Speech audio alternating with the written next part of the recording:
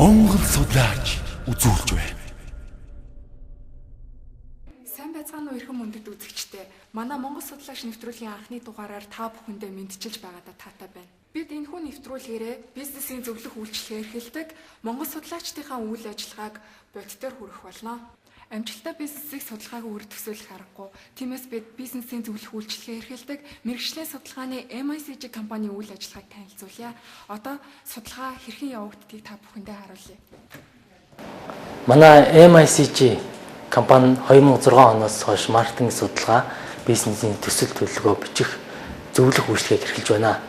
Бид 2012 онд хувь хүний хөгжлийн тим центр сургалтын төв нийгэм чиглэсэн Монгол судлаач клубыг нээн ажиллаж байна. Одоогийн байдлаар бид програм хэмжээний зан төлөвийн судалгааг хийж байна.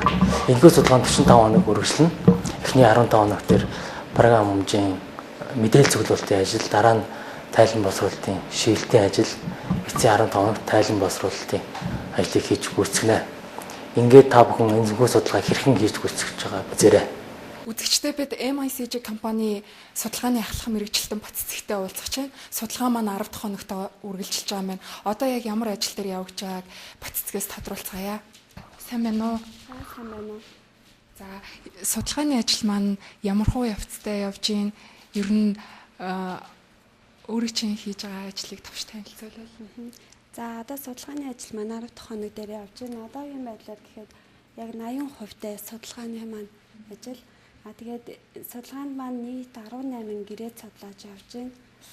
Тэгээд анкетуудаа нөгөө шалгаж хянсны дараа нөгөө анкет төс бүрээ кодлоод тэгээ SBS дээр шивгцэн байгаа. Тэгээд яг тэрийг одоогоор би тухайн оролцсон байгууллагуудын хаягуудыг бичиж байна.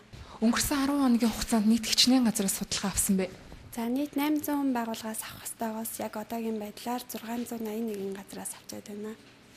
За, баярлалаа. Таны ажилд өндрөөс өндөр амжилт хүсье.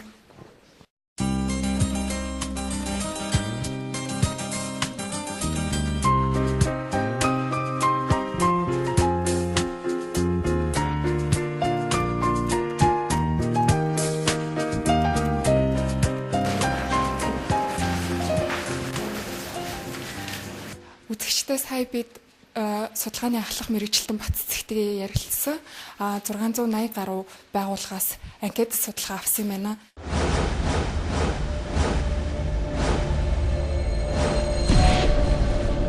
Монгол судлаач нэвтрүүлэг